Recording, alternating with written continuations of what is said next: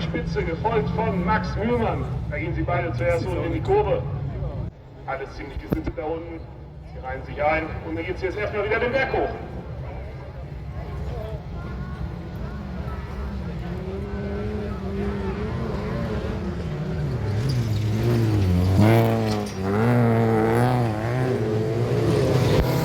Der Nico Behrens nutzt jetzt die Chance, setzt sich schon ab, er hat die freie Bahn. Und die geht Auge. Auge ist offen, keine Sicht, muss somit das Auto abstellen.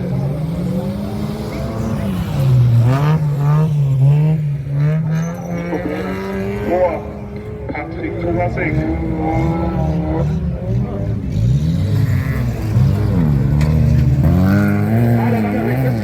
Kurz dran vorbei, geht so ist auf die dritte Position. Hier ist 46. Und die Möhmann vorne mit dem Plattfuß. Und jetzt versuchen hier irgendwie noch ins Ziel zu kommen, um noch ein paar Punkte mitzunehmen. Entscheidet sich dafür, raus. Schade. So wünscht man sich nicht den letzten Lauf des Tages. Das ist klar.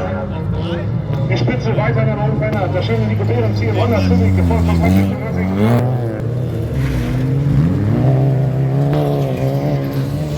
Das ist der erste Foto, den ich in der Serienklasse sehe.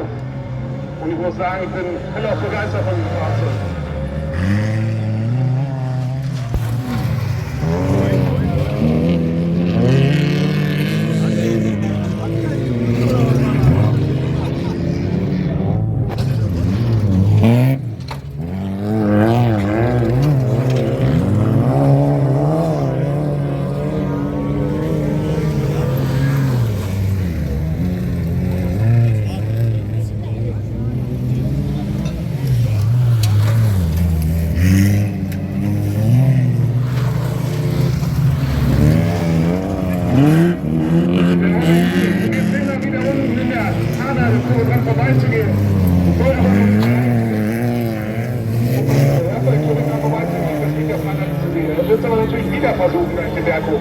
Er hat ein bisschen mehr Speed.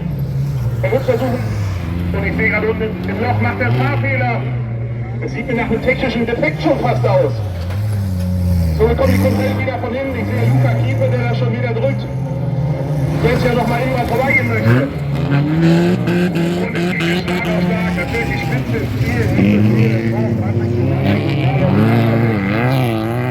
Hier hast du noch mal eine leichte Berührung auf dem Startziel. Soll sich aber wieder selber in Drehung setzen. Das habe ich nicht gesehen. Da reingefahren in die Seite. Einfach gedreht. Bei Abdrückung.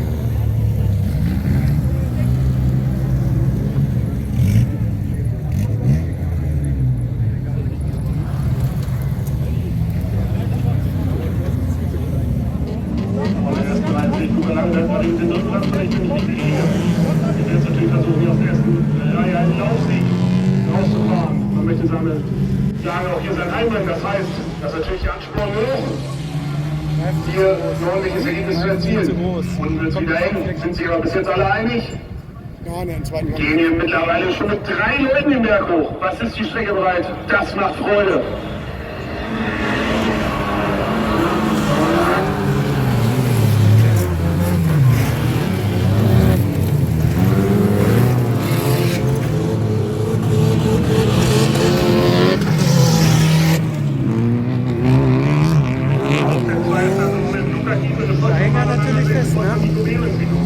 Jetzt im schnellen Honda Civic außen dran vorbeizugehen.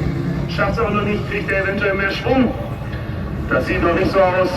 Somit sind sich alle noch sehr einig. Alle anderen wechselt sich immer neben Luca Kiefer. Und auch Nico Behrens zieht sofort mit. Schade. Versucht sich jetzt Luca Kiefer dann noch mal an. Oder muss er das Ganze jetzt ziehen lassen?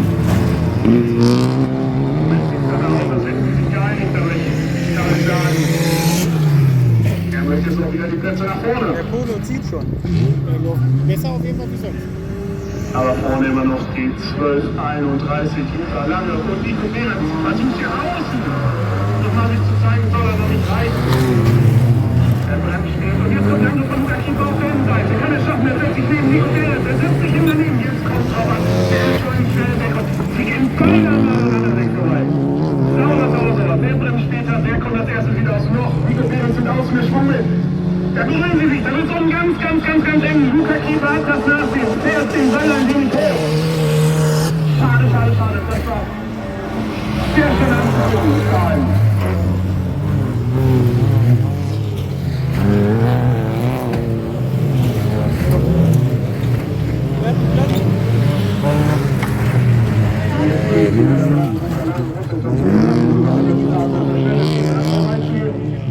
Moritz hat einen Blatt. Schafft das auch. Dauert aber Nico Behrens, der versucht den Berg runter, das kann doch nicht sein. Dann nutzt er den Honda Civic aus und lässt ihn lange stehen und überholen. Das sind im Grunde gar nicht gefallen. Und wenn das hier alles macht, dann vorbei geht wieder. Der will den Laufweg nicht auf die Hand geben. Aber Nico Behrens ja auch ein sehr starker Fahrer. Der wird den Platz nicht mal wieder so hergeben. Da unten ist auch Geld, das letzte Überholverbot. Sieht es so aus, Nico Behrens auf der 1, gefolgt von Luca Lange auf der 2. Und dann kommt die 11 und 2 Marlon Anasek.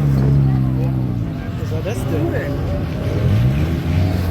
Schade, schade, schade, hier für Luca Kiefer. Da habe ich ihn schon ganz vorne gesehen beim Überholmanöver und da wurde es so eng. Und da hat er dann leider das Nachsehen. Bis dahin ein mega schöner Lauf der Jugend hier. Also das konnte sich auf jeden Fall sehen lassen. Dahinter, da haben wir den weißen, nächsten schnellen Honda.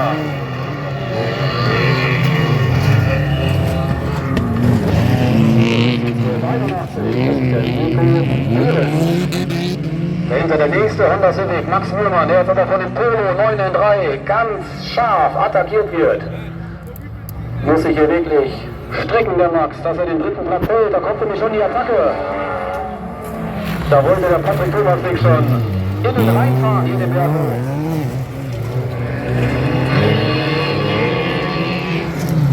Da. Alle Fahrzeuge aber ähnlich viel Leistung haben, ist es hier nicht einfach, irgendwo mal den Berg hoch zu überholen. Meistens geht das eher am Kurveneingang, indem man spät bremst. Da kommt aber die Attacke von Nico Behrens. Guckt ihr rechts, guckt ihr links, sucht ihr die Lücke, wo er reinfahren kann. An der Oberkiefer vorbeizukommen. Das reicht aber nicht. Götz, Mario Götz geht hier vorbei. An Julian Hugel. Das ist der Robin Hugel, der fährt. Der Julian, der fährt in der Klasse 3. So, Moritz snackt sich in die nächste Position. Das ist die Sina Hoppe, wo er gerade dran vorbeigeht. Ja, da wird es immer ganz eng da unten. Sina wehrt sich. Und kann den Platz vorerst für sich behalten. Luca Lange auch direkt daneben. Also, Reiher gespannt. Geht es hier in die Kurve. Schütz probiert jetzt hier an Lange vorbeizugehen. Aber vorne passiert das erstmal. Kiefer gewinnt vor Behrens. Vor Mühlmann, Thomasek. Und damit sind wir nochmal richtig spannend. Kann die Sina den Platz für sich behalten? Und das funktioniert. Sina Hoppe vor Luca Lange, Moritz Götz.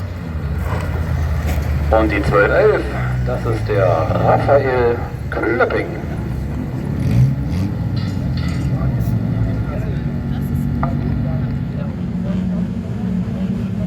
Start eingeleitet von der Jugend. So, die Handlungen gehen aus. Wir sehen ganz vorne hier beschleunigen die 2 sofort den Berg runter. Wir sehen den Polo 6N von dem Polo 9N. Also hier einmal der alte Polo und der neue Polo. Sie gehen beide hin in die Kurve. Wenn ich das richtig im Kopf habe, ist das Team Götz, was jetzt als erstes den Berg hoch beschleunigt. Vom RT Fürstenberg. Aber er wird sofort außen angegriffen von der 1255. Das ist Patrick Thomasek, der das hier außen versucht. Ich meine, sogar was die Länder zu verteidigen, aber hier reicht es leider nicht, um das Ganze zu verteidigen.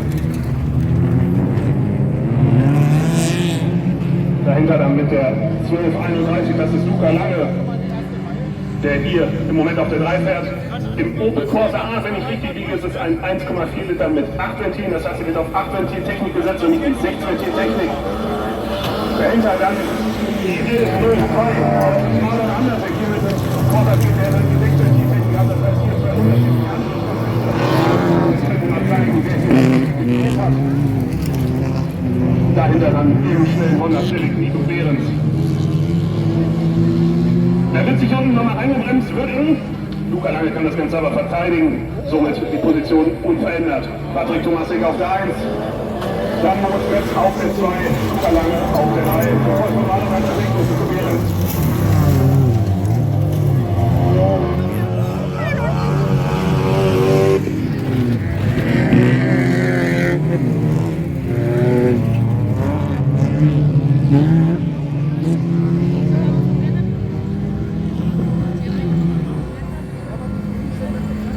Also da unten bei der Vierergruppe, da ist das letzte Wort auf jeden Fall, muss ja das Tempo angehen, schafft das auch ganz gut. Aber dann der 6 natürlich in den Weg an vorbei. Wenig später. Natürlich war der Leiter. Nur auf eine Chance dann vorbeizukommen. Und wollte wieder nutzlicher werden. Nach dem guten Bruch. Der zweite Streik folgt in der Mitte. Eventuell trifft das ja auch zu. Er versucht sich jetzt in den Marlon Hanschewig wegzusetzen. Schafft das auch. Touchiert einmal kurz bis er seinen Teil, zeigt sich aber, dass er da ist. Es soll aber noch nicht reichen. Jetzt fangen wir an zu überholen. Das heißt, das könnte so ein bisschen die Nico Behrens oder den Marlon Hanschewig gegen die Karte spielen. Der Luca Lange muss jetzt versuchen, ziemlich schnell an den Rücken und vorbeizufahren. Und ihn das. Marlon Hanschewig zeigt sich weg. Der nutzt sich an der Überrundungsaktion. Jetzt überholen sie links und rechts. Luca Lange macht das aber gut. Hanschewig wählt hier die äußere Linie, versucht den Deckkurs zu beschleunigen, schafft das auch, beschleunigt Luca Lange aus und schafft es auch wieder in der letzten Runde nochmal dran vorbei. Auf die 3. Somit Patrick Tomasik auf der 1, Moritz Götz auf der 2, Marlon Hanschewig auf der 3, gefolgt von Luca Lange auf der 4.